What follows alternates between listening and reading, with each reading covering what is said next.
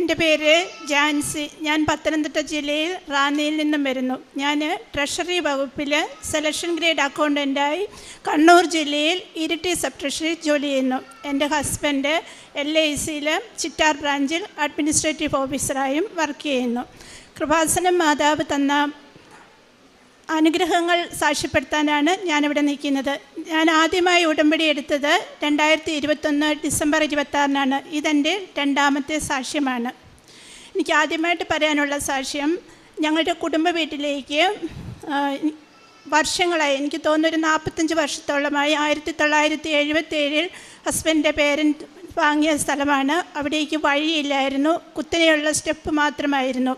ഞങ്ങൾക്ക് 2024 10 അടി വീതിയിൽ ഞങ്ങളുടെ വീട്ടിലേക്ക് വാഹനം കടന്നു പോകത്തക്ക രീതിയിൽ ഒരു വഴി ലഭിച്ചു. ആ വഴി ലഭിക്കുന്നതിന് ഒത്തിരി പ്രശ്നങ്ങളുണ്ടായിരുന്നുവെങ്കിലും അമ്മയുടെ മധ്യസ്ഥത വഴി ആ വഴി ലഭിച്ചു എന്ന് തന്നെ ഞാൻ ഉറച്ചു വിശ്വസിക്കുന്നു. ഞങ്ങളുടെ ആധാരത്തിൽ വഴിയില്ലായിരുന്നു. ഞങ്ങൾക്ക് സ്ഥലം തന്ന വ്യക്തികൾ അവരുടെ സ്ഥലം 2-3 പേർക്ക് കൊടുത്തിട്ടുണ്ടായിരുന്നു. അതിലൊരു സ്ഥലം ഒരു വായനശാലയ്ക്കായിരുന്നു. ആ വായനശാല പിന്നീട് പഞ്ചായത്തിന് കൈമാറുകയാണ് ഉണ്ടായത്. അപ്പം പഞ്ചായത്തിനും ഞങ്ങൾക്കും കൂടി ഒരു പൊതുവഴിയായിട്ട് 10 അടി വീതിയിൽ ഞങ്ങൾക്ക് 2024 വഴി ലഭിക്കുകയുണ്ടായി. ഇതാണ് എൻ്റെ ഒന്നാമത്തെ സാക്ഷ്യം. രണ്ടാമത്തെ സാക്ഷ്യം, എൻ്റെ ഹസ്ബൻഡിന് 2009, 2010, 2011 കാലഘട്ടത്തിൽ ഇൻകം ടാക്സിൻ്റെ ഒരു പ്രോബ്ലം ഉണ്ടായി. അദ്ദേഹം കാസർഗോഡേക്ക് പ്രൊമോഷനായി പോയപ്പോൾ ആ വർഷങ്ങളിൽ ടാക്സ് അടച്ചപ്പോൾ പാൻ നമ്പർ തെറ്റായിപ്പോയി. അത് ഞങ്ങളും മനസ്സിലാക്കിയില്ല. 2017 അത് മനസ്സിലാവുന്നത്. അപ്പോൾ കാസർഗോഡ് ഓഫീസിൽ അന്വേഷിച്ചപ്പോൾ അവിടെ പേപ്പറുകളൊന്നുമില്ല. അത് കറക്റ്റ് ചെയ്യാൻ വേണ്ടി എടുത്തുകൊണ്ട് പോയതാണ്. അവിടെ ഒന്നും ലഭ്യമല്ല. പിന്നെയും അത് പരിഹരിക്കപ്പെട്ടു എന്നാണ് ഞങ്ങൾ കരുതിയത്. വീണ്ടും 2021 എൻ്റെ ഹസ്ബൻഡ് പ്രൊമോഷനായി തമിഴ്നാട്ടിലേക്ക് പോയപ്പോൾ ഞങ്ങൾക്ക് ഡിമാൻഡ് നോട്ടീസ് വന്നു. ഇതിനിടയ്ക്ക് എല്ലാ വർഷവും ടാക്സ് അടയ്ക്കുന്നുണ്ട്, ഞങ്ങൾ എക്സസ് ആണ് അടയ്ക്കുന്നത്, ഞങ്ങൾക്ക് റീഫണ്ട് കിട്ടേണ്ടതാണ്. റീഫണ്ട് കിട്ടുന്നില്ല എന്ന് മാത്രമല്ല, ഞങ്ങൾക്ക് ഡിമാൻഡ് നോട്ടീസാണ് വന്നുകൊണ്ടിരുന്നത്. അങ്ങനെ ഇരിക്കെ എൻ്റെ ഹസ്ബൻഡിൻ്റെ അനിയൻ്റെ വൈഫിൻ്റെ ക്ലാസ്മേറ്റ് ഇൻകം ടാക്സ് കമ്മീഷണറായത് കോട്ടയത്ത് ചാർജ് എടുത്തു. അപ്പോൾ അതൊരു സംസാരത്തിൽ അറിയാനിടയായി. അപ്പോൾ അദ്ദേഹവുമായി കോണ്ടാക്ട് ചെയ്തപ്പോൾ അദ്ദേഹം, ഞങ്ങൾക്ക് തിരുവല്ല ഓഫീസിലാണ് ടാക്സ് ഫയൽ ചെയ്യുന്നത്, അദ്ദേഹം തിരുവല്ല ഓഫീസിലെ ഒരു ഉദ്യോഗസ്ഥൻ്റെ ഫോൺ നമ്പർ തരികയും അദ്ദേഹത്തെ വിളിച്ച് ഞങ്ങൾക്ക് ആവശ്യമായ കാര്യങ്ങൾ ചെയ്യുവാൻ പറയുകയും ചെയ്തു. ഞങ്ങൾ തിരുവല്ല ഓഫീസിൽ പോയി പേപ്പറുകളും മറ്റും കൊടുത്തുവെങ്കിലും ഈ ഉദ്യോഗസ്ഥനെ കാണാൻ പറ്റിയില്ല. അദ്ദേഹം വിളിച്ചിട്ട് എടുത്തില്ല. ഞങ്ങൾ പേപ്പർ കൊടുത്ത ഉദ്യോഗസ്ഥൻ ആര് പറഞ്ഞാൽ എന്താ എന്നൊരു അഹംഭാവത്തോടെയുള്ള മറുപടിയാണ് ഞങ്ങൾക്ക് കിട്ടിയത്. അത് വീണ്ടും പെൻഡിങ്ങായി തുടർന്നു. അങ്ങനെ ഇരിക്കെ ഹസ്ബൻഡിൻ്റെ അനിയനും ഫാമിലിയും നാട്ടിൽ വന്നപ്പോൾ ഹസ്ബൻഡാണ് റിസീവ് ചെയ്യാൻ പോയത്. അവർ വീട്ടിലേക്ക് പോകും വഴി കോട്ടയത്ത് ഫ്രണ്ട്സിനെയൊക്കെ കാണാൻ പോയ വഴി ഈ ഇൻകം ടാക്സ് ഓഫീസറെയും കോട്ടയത്തെ കാണാൻ പോവുകയുണ്ടായി. അപ്പോൾ അദ്ദേഹം ഞങ്ങളോട് ഞങ്ങളുടെ ഈ കാര്യം ശരിയായോ എന്ന് അന്വേഷിച്ചു. അപ്പോൾ അദ്ദേഹം പറയുകയാണ്, അദ്ദേഹത്തിന് തിരുവല്ല ഇൻകം ടാക്സ് ഓഫീസിൻ്റെ ചാർജ് കൂടി ചെറിയൊരു കാലത്തേക്ക് കൊടുത്തിട്ടുണ്ട്. അപ്പം ഞങ്ങളോട് ഒന്നുകൂടി ഒന്ന് കൊടുക്കാൻ പറഞ്ഞു.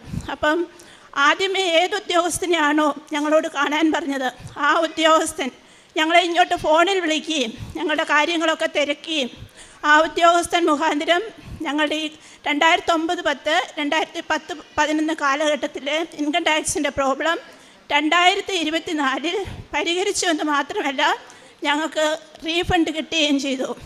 ഞാൻ നന്ദി സൂചകമായി അതിലൊരു എമൗണ്ട് ഇവിടെ കൃപാസനത്തിൽ കൊണ്ടുവന്ന് കൊടുത്ത് റെസിപ്റ്റ് വാങ്ങിച്ചിട്ടുണ്ട്. പിന്നീട് എനിക്ക് പറയാനുള്ളത്, എൻ്റെ ഹസ്ബൻഡ് LICയിലാണ് ജോലി ചെയ്യുന്നതെന്ന് പറഞ്ഞിരുന്നല്ലോ. അതിപ്പം ഒരു ടേം അഷുറൻസ് പോളിസി ഷിപ്പിൽ ജോലി ചെയ്യുന്ന ഒരു വ്യക്തി എടുത്തിട്ടുണ്ടായിരുന്നു.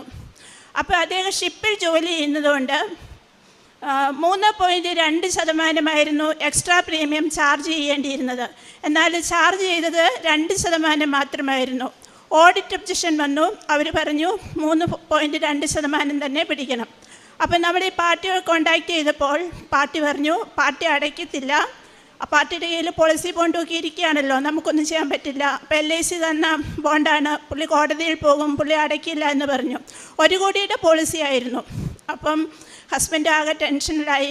അപ്പം ഞാൻ ഹസ്ബൻഡിൻ്റെ അടുത്ത് പറഞ്ഞു, വിഷമിക്കേണ്ട, നമ്മൾ ഉടമ്പടിയിലാണല്ലോ, മാതാവ് ഇടപെട്ടോളും, നമുക്ക് മാതാവിന് നന്ദി പറയാം, മാതാവ് വേണ്ടതെന്താണെന്ന് വെച്ചാൽ ചെയ്തോളൂ എന്ന് പറഞ്ഞു.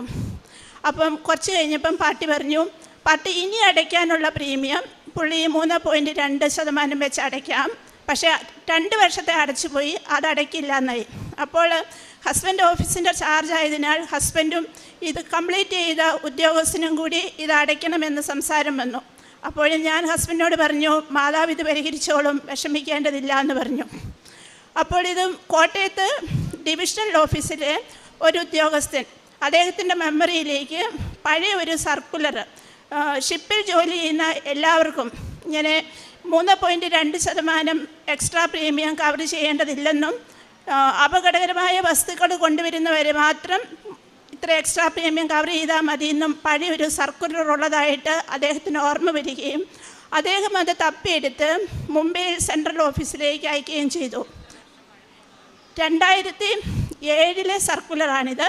ഈ സംഭവം ഞാൻ പറയുന്നത് നടക്കുന്നത് ഈ 2025 അപ്പം മുംബൈ സെൻട്രൽ ഓഫീസിൽ നിന്നും ഈ സർക്കുലർ പ്രകാരം ഈ പോളിസിക്ക് 3.2% എക്സ്ട്രാ പ്രീമിയം കവർ ചെയ്യേണ്ടതില്ലെന്നും 1.6% മാത്രം കവർ ചെയ്താൽ മതിയെന്നും പറഞ്ഞ് ഒരു ഓർഡർ വരികയാണ്.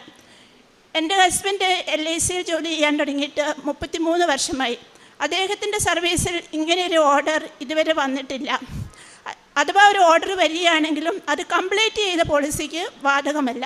അപ്പോൾ ഇത് കൃപാസന അമ്മയുടെ മധ്യസ്ഥത വഴി കിട്ടിയ അനുഗ്രഹമാണെന്ന് ഞാനും എൻ്റെ കുടുംബവും ഉറച്ചു വിശ്വസിക്കുന്നു.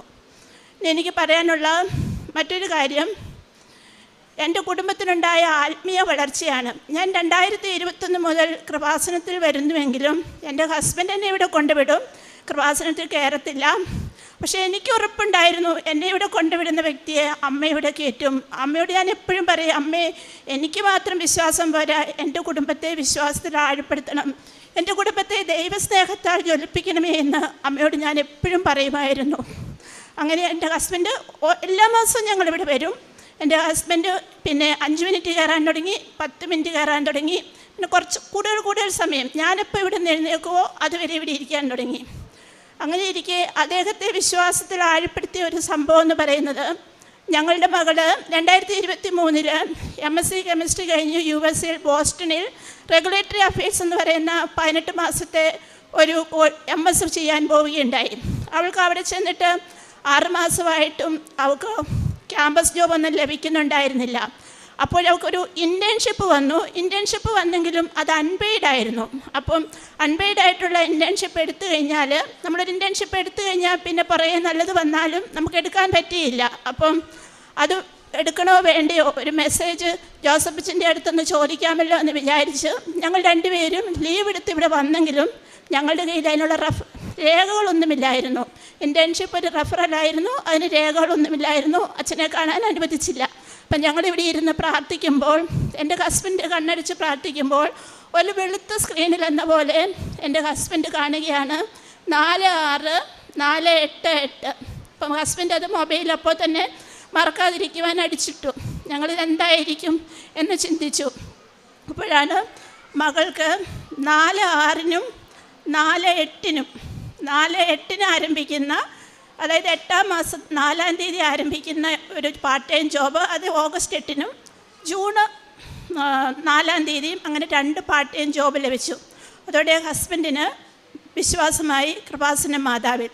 എൻ്റെ ഹസ്ബൻഡ് ഓർത്തഡോക്സ് വിശ്വാസിയാണ്, ഞാൻ വിവാഹം കൊണ്ട് ഓർത്തഡോക്സ് വിശ്വാസിയാണ്. എല്ലാം ഹസ്ബൻഡ് എന്നോടൊപ്പം രാവിലെ എഴുന്നേറ്റ് ഉടമ്പടി പ്രാർത്ഥന ചൊല്ലും, വൈകിട്ട് സന്ധ്യാപ്രാർത്ഥന ചൊല്ലാൻ കൂടും. ഹസ്ബൻഡ് ഉടമ്പടിയിലല്ലെങ്കിലും ബുധനാഴ്ചയോ ശനിയാഴ്ചയോ ഒരു ദിവസം ഫാസ്റ്റിംഗ് എടുക്കാറുണ്ട്. എൻ്റെ കൂടെ പത്രം കൊടുക്കാൻ വരും, കാരുണ്യ പ്രവൃത്തികൾ ചെയ്യാൻ കൂടും, എല്ലാം കൂടുമായിരുന്നു.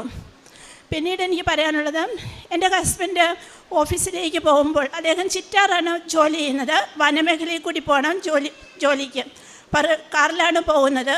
ഒരു ദിവസം രാവിലെ ഓഫീസിലേക്ക് പോയപ്പോൾ വലിയൊരു മ്ലാവ് ഓടി വന്ന് വണ്ടിക്കിട്ടിടിച്ച് അത് തെറിച്ച് വീണു. നമ്മുടെ വണ്ടിക്ക് ചെറിയ കേടുപാടുകൾ പറ്റിയെങ്കിലും എൻ്റെ ഹസ്ബൻഡിനും ഒന്നും പറ്റിയില്ല, മ്ലാവിനും ഒന്നും പറ്റിയില്ല. അത് ചാടി എഴുന്നേറ്റ് ഓടിപ്പോയി. നമുക്കറിയാമല്ലോ, വനം വകുപ്പിൽ എന്തെങ്കിലും ഒരു ഒരു കേസെടുത്തു കഴിഞ്ഞാൽ നമുക്ക് പറ്റിയതൊന്നും പ്രശ്നമല്ല, വന്യജീവിക്ക് പറ്റിയതാണ് പ്രശ്നമെന്ന് മാതാവിൻ്റെ കൃപയാലാണ് എൻ്റെ ഹസ്ബൻഡിനും ആ ജീവിക്കും ഒരപകടവും പറ്റാതിരുന്നതെന്ന് ഞാൻ ഉറച്ച് വിശ്വസിക്കുന്നു. പിന്നെ എനിക്ക് പറയാനുള്ളത്, മകൾക്ക് ഇൻറ്റേൺഷിപ്പും ജോലിയും കിട്ടിയ കാര്യം ഞാൻ പറഞ്ഞുവല്ലോ. അപ്പം മകൾക്കിതൊന്നും കിട്ടാതിരുന്നപ്പോൾ ഞാനും എൻ്റെ ഹസ്ബൻഡ് ഉടമ്പടി ജീവിതമാണ് നയിക്കുന്നത്. കാരുണ്യ പ്രവൃത്തികൾ ചെയ്യുന്നുണ്ട്. അനാഥാലയങ്ങളിൽ പോയി അവർക്ക് ആവശ്യമായ ഭക്ഷ്യവസ്തുക്കൾ, പാഡുകൾ, എല്ലാം എന്തെല്ലാമാണോ, അതുപോലെ വഴിയിൽ കാണുന്ന അശരണരെ കണ്ടു കഴിഞ്ഞാൽ അവരൊരു ചായ കുടിക്കാൻ കാശ് ചോദിച്ചാൽ ആഹാരം കഴിച്ചോന്ന് ചോദിച്ച് അവർക്ക് ആഹാരം വാങ്ങിച്ചു കൊടുക്കും. അല്ലെ അവരോട് ഏത് ഹോട്ടലിൽ അവർക്ക് വേണ്ടതെന്ന് ചോദിച്ചാൽ അവരെ കൊണ്ട് ആ ഹോട്ടലിൽ പോയി അവർക്ക് വാങ്ങിച്ചു കൊടുക്കും. വസ്ത്രമാണെങ്കിൽ വസ്ത്രം. അതുപോലെ ഞങ്ങളുടെ മുമ്പിൽ കൈനീട്ടുന്ന ആരെയും ഞങ്ങൾ നിരാശരാക്കാറില്ലായിരുന്നു. അങ്ങനെയെല്ലാം ചെയ്യുന്നുണ്ട്. എന്നിട്ട് എന്തുകൊണ്ടാണ് അവൾക്കൊരു ജോലി കിട്ടാത്തതെന്നൊക്കെ ഇങ്ങനെ ആലോചിച്ചു. അപ്പം ഞാൻ വിചാരിച്ചു, അല്ല നമുക്ക് വീടും സ്ഥലവും വിറ്റിട്ടൊന്നും ചെയ്യാനിപ്പം പറ്റില്ലല്ലോ എന്നൊക്കെ ഇങ്ങനെ വിചാരിച്ചപ്പം എൻ്റെ മനസ്സിലൊരു തോന്നൽ, 3 മണിക്ക് എഴുന്നേറ്റ് പ്രത്യക്ഷീകരണ പ്രാർത്ഥന ചൊല്ലാം. അപ്പോൾ 5:30 ചൊല്ലുന്നുണ്ട്. അതുകൂടാതെ ഞാനൊരു 8 ദിവസം 3 മണിക്ക് എഴുന്നേറ്റ് പ്രത്യക്ഷീകരണ പ്രാർത്ഥന ചൊല്ലി. 8ാമത്തെ ദിവസം ബൈബിൾ തുറന്നപ്പോൾ എനിക്ക് കിട്ടുന്നത് സക്രിയ പ്രവാചകൻ്റെ പുസ്തകത്തിൽ നിങ്ങളുടെ ഉടമ്പടി അസാധുവാക്കിയിരിക്കുന്നു എന്ന വാക്യമാണ്. അപ്പോൾ മകളോട് ഞാനത് പറഞ്ഞില്ല. അവൾ അന്നൊന്നിട്ട് ഫോൺ വിളിച്ചിട്ട് എന്നോട് പറയുക, അമ്മേ ഞാൻ സ്വപ്നം കണ്ടു, നമ്മളെല്ലാവരും കൂടി ജോസഫച്ചൻ്റെ അടുത്ത് പോയി, അച്ഛൻ പറയുകയാണ് മാതാവ് നിങ്ങളോടുകൂടി ഇല്ല. അപ്പോഴുടനെ ഞാൻ പറഞ്ഞു, മകളെ നീ ഇവിടുന്ന് പോയിട്ട് നീ കുമ്പസാരിച്ചോ? നീ ഇവിടുന്ന് പോയതിന് ശേഷം നീ പള്ളിയിൽ പോയോ? അവൾ പറഞ്ഞു ഇല്ല. ഞാൻ പറഞ്ഞു വെറുതെ അല്ല മാതാവ് കൂടെ ഇല്ലാത്തത്. ആദ്യം നിങ്ങൾ അവിടുത്തെ രാജ്യവും നീതിയും അന്വേഷിക്കുവിൻ, അതോടൊപ്പം നിങ്ങൾക്കെല്ലാം ചേർത്ത് നൽകപ്പെടുമെന്നാണ് പറയുന്നത്. നീ ആദ്യം അത് ചെയ്യുവാൻ പറഞ്ഞു. അവൾ അവിടെ പള്ളിയിൽ പോയി കുമ്പസാരിച്ചു. മാസത്തിലൊന്നെങ്കിലും അവൾ കുമ്പസാരിക്കുന്നു. അതിനുശേഷമാണ് അവൾക്ക് ആ ഇൻറ്റേൺഷിപ്പും 2 ക്യാമ്പസ് ജോബും ലഭിച്ചത്. എനിക്ക് പറയാനുള്ളത്, പിന്നെ ഞങ്ങളുടെ മകന് BCom ഓണേഴ്സ് ചെയ്തതിനോടൊപ്പം ക്രൈസ്റ്റ് കോളേജിലാണ് അവൻ പഠിച്ചത്. അവന് CFA ചാർട്ടേഡ് ഫിനാൻഷ്യൽ അനലിസ്റ്റായിട്ട് ആ ലെവൽ ഫസ്റ്റ് 1 കോഴ്സും പാസ്സാകുവാൻ സാധിച്ചു. മകനായാലും ഇതുപോലെയുള്ള എക്സാമൊക്കെ വരുമ്പോൾ എൻ്റെ അടുത്ത് പറയും, അമ്മയെ കാശ് രൂപം. അവൻ അതിനായിട്ട് തന്നെ ബാംഗ്ലൂരിൽ നിന്ന് വരും. ബാംഗ്ലൂരിൽ നിന്ന് വന്ന് കാശ് രൂപം വാങ്ങിച്ചുകൊണ്ട് പോയാണ് ഈ പരീക്ഷ എഴുതിയത്. ലെവൽ ഫസ്റ്റ് 1 പാസ്സായത് അമ്മയുടെ കൃപ കൊണ്ടാണെന്ന് ഞാൻ വിശ്വസിക്കുന്നു.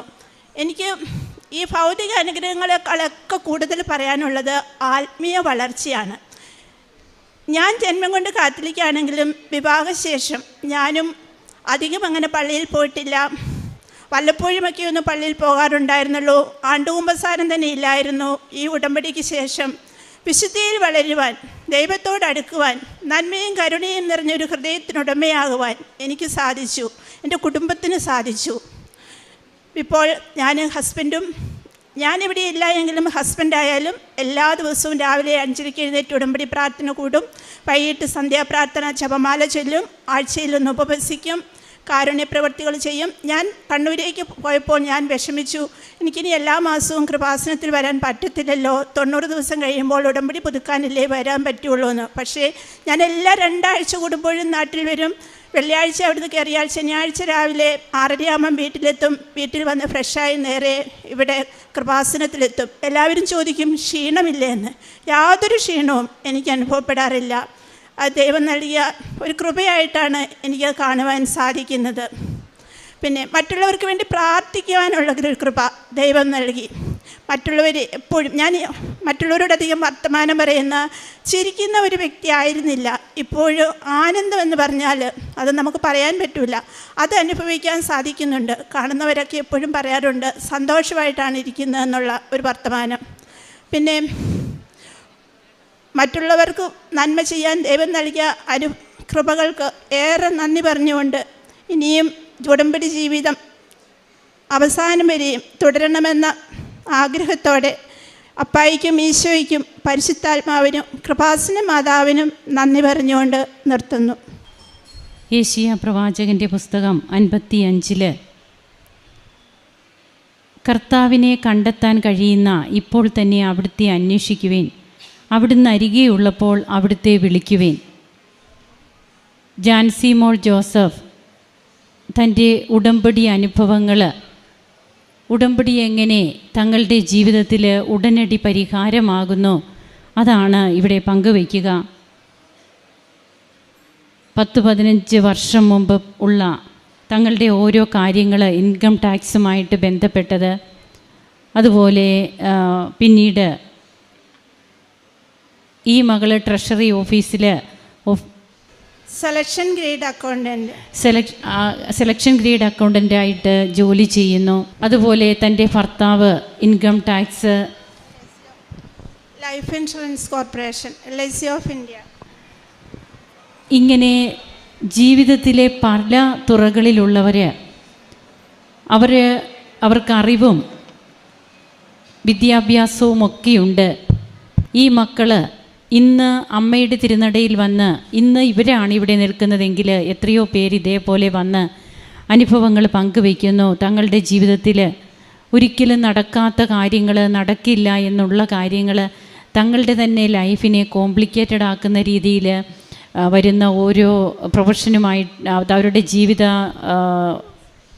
ഉത്തരവാദിത്തങ്ങളുമായിട്ട് ബന്ധപ്പെട്ട കാര്യങ്ങൾ, ഇതൊക്കെ എങ്ങനെയാണ് പരിശുദ്ധ അമ്മയുടെ തിരുനടയിലെ ഉടമ്പടിയിലൂടെ അതെല്ലാം വളരെ എത്രയും പെട്ടെന്ന് വളരെ ലാഘവകരമായിട്ടുള്ള രീതിയിൽ അത്രയേറെ ഈസി ആയിട്ടൊക്കെ കാര്യങ്ങൾ നടന്നു കിട്ടുന്നത്, അതാണ് ഇവിടെ ഈ മകൾ പങ്കുവയ്ക്കുക. അതുകൊണ്ട് തന്നെയാണ് കർത്താവിനെ കണ്ടെത്താൻ കഴിയുന്ന ഇപ്പോൾ തന്നെ അവിടുത്തെ അന്വേഷിക്കുവിൻ, അവിടുന്ന് അരികെയുള്ളപ്പോൾ അവിടുത്തെ വിളിക്കുവിൻ. താൻ ജന്മം കൊണ്ട് കാത്തലിക് ആണെങ്കിലും തൻ്റെ വിവാഹത്തിന് ശേഷം താനും ഒരു ഓർത്തഡോക്സ് ഫാമിലിയിലേക്ക് പോകുന്നു. പിന്നീട് അങ്ങോട്ട് തനിക്കും കൂദാശ ജീവിതമൊക്കെ അതൊക്കെ ഒരു നാമമാത്രമായി അങ്ങനെ പോകുമ്പോൾ ജീവിതത്തിൽ ഇന്ന് എത്രമാത്രം വിശുദ്ധിയോടെ ദൈവസ്നേഹത്തോടെ തൻ്റെയും അതുപോലെ തന്നെ താൻ ഉടമ്പടിയെടുത്തത് മൂലം തൻ്റെ ഹസ്ബൻഡിൻ്റെ വിശ്വാസം വർദ്ധിക്കാനിടയായി. മക്കൾ ആ വിശുദ്ധിയിൽ തന്നെ ജീവിക്കുവാനായിട്ട് മക്കളെയും പഠിപ്പിക്കാനായിട്ട് ഈ മാതാപിതാക്കൾക്ക് കഴിയുന്നു. അവരതിന് അതേ രീതിയിൽ ആ മക്കളും മുമ്പോട്ട് പോകുന്നു. കുടുംബം ഒന്നിച്ച് നേടുന്ന കൃപകൾ അങ്ങനെ ഒത്തിരിയാണ്. ഏതാണ്ട് 17-18 വർഷം പഴക്കമുള്ള സർക്കുലറൊക്കെയാണ്. അതൊന്നും ഒരിക്കലും അങ്ങനെയുള്ള ഒരു 33 വർഷം സർവീസിലുള്ള തൻ്റെ ഹസ്ബൻഡിൻ്റെ സർവീസ് ജീവിതത്തിൽ ഇങ്ങനെയുള്ള കാര്യങ്ങളൊന്നും നടന്നിട്ടില്ല. എന്നാൽ ഉടമ്പടിയിലൂടെ അതൊക്കെ നടക്കുമ്പോൾ അത് തങ്ങളുടെ കുടുംബത്തിന് കൃപയായിട്ട് വരുമ്പോൾ ആ മകൻ പൂർണ്ണമായും ഉടമ്പടി ജീവിതത്തിലേക്ക് ഉടമ്പടി എടുക്കാതെ തന്നെ കടന്നു വരുന്നു. ഇന്ന് വൈഫിനോടൊത്ത് എല്ലാ കാര്യങ്ങളും ചെയ്യാനായിട്ട് ഏറ്റവും തീഷ്ണതയോടെ ഉത്സാഹിക്കുന്നു എന്നുള്ളതാണ് നാം കേട്ടത്. അതിൽ കാരുണ്യ പ്രവർത്തനങ്ങളും പ്രേക്ഷിത പ്രവർത്തനങ്ങളും എല്ലാം ഉൾച്ചേരുന്നുണ്ട്. അതിലെല്ലാം ആ മകനും പങ്കെടുക്കുന്നു. അങ്ങനെ കുടുംബം ഒന്നിച്ച് വിശുദ്ധീകരിക്കപ്പെടുവാനായിട്ട് ഉടമ്പടി എങ്ങനെയാണ് ഇന്ന് ഓരോ വ്യക്തികളെയും ഒരുക്കുന്നതെന്നും തങ്ങളുടെ ജീവിതത്തിൽ അനുഭവപ്പെടുന്ന സഹനത്തിൻ്റെ അല്ലെങ്കിൽ ഒരിക്കലും സാധിക്കില്ല എന്നുള്ളതിൻ്റെയൊക്കെ അനുഭവങ്ങൾ ഇന്ന് തിരുത്തി എഴുതുന്ന ഉടമ്പടിയുടെ ഒരു ഉണർവുള്ള ജീവിതം അത് ഈ മകളിവിടെ പറഞ്ഞ് പങ്കുവയ്ക്കുമ്പോൾ തനിക്കിന്ന് ഏറ്റവും ശ്രേഷ്ഠമായത് താൻ നേടിയെടുത്ത അല്ലെങ്കിൽ ഉടമ്പടിയിലൂടെ തങ്ങളുടെ കുടുംബത്തിന് ലഭിച്ച കുറച്ച് ഭൗതികമായിട്ടുള്ള കാര്യങ്ങളല്ല, എല്ലാറ്റിലും ഉപരിയായി ഇന്ന് മറ്റുള്ളവരെ കരുതുന്ന വ്യക്തികളാകുവാനും അവർക്ക് വേണ്ടിയിട്ട് തങ്ങളുടെ സമയം, ആരോഗ്യം ഇതൊക്കെ വ്യയം ചെയ്ത് അവരെയും കൂടി തങ്ങളുടെ ജീവിത വഴികളിലെ ഒരു ഭാഗമായി ദൈവം തന്നതായി കണ്ടുകൊണ്ട് അവർക്ക് വേണ്ടി ശുശ്രൂഷ ചെയ്യുവാൻ, അതോടൊപ്പം തന്നെ വിശുദ്ധിയിൽ വളരുവാനൊക്കെ തങ്ങൾക്ക് ലഭിച്ച കാര്യങ്ങളാണ് ഏറ്റവും ശ്രേഷ്ഠമായിട്ട് ഈ മകൾ പങ്കുവയ്ക്കുമ്പോൾ പറയുന്നത്. അങ്ങനെ കർത്താവ് അരുൾ ചെയ്യുന്നു, നിന്നെ ഉപദ്രവിക്കാനുണ്ടാക്കിയ ഒരായുധവും ഫലപ്രദമാവുകയില്ല. നിനക്കെതിരെ വിധി പ്രസ്താവിക്കുന്ന എല്ലാ നാവുകളെയും നീ ഖണ്ഡിക്കും. കർത്താവിൻ്റെ ദാസരുടെ പൈതൃകവും എൻ്റെ നീതി നടത്തലുമാണിത്. യെശയ്യാ പ്രവാചകൻ്റെ പുസ്തകം 54:17 തിരുവചനമാണ്. ഇതൊക്കെയാണ് ഇന്ന് തങ്ങളുടെ കുടുംബത്തിൽ, ജീവിതത്തിൽ ഓരോ മക്കളും അതുപോലെ ഉടമ്പടിയെടുത്ത് വിശ്വസ്തയോടെ ജീവിക്കുന്ന ഈ കുടുംബവും ഇന്ന് അനുഭവിച്ചത്. എല്ലാ കൃപകൾക്കും നന്ദി പറയുന്ന ഈ കുടുംബത്തോടൊപ്പം കരങ്ങളടിച്ച് നമുക്കും ദൈവത്തെ ആരാധിക്കാം. യേശുവേ നന്ദി, യേശുവേ സ്തുതി, യേശുവേ ആരാധന. അത്യപൂർവ ദൈവാനുഭവങ്ങൾ ഇനി നിങ്ങൾക്കും സ്വന്തം. ഈ യൂട്യൂബ് ചാനൽ ഇതുവരെ സബ്സ്ക്രൈബ് ചെയ്തിട്ടില്ലെങ്കിൽ ഇപ്പോൾ തന്നെ സബ്സ്ക്രൈബ് ചെയ്യുക. ഈ വീഡിയോ ഇപ്പോൾ തന്നെ നിങ്ങളുടെ സുഹൃത്തുക്കൾക്ക് ഷെയർ ചെയ്തുകൊണ്ട് കർത്താവിൻ്റെ പ്രേക്ഷിതരാകുക.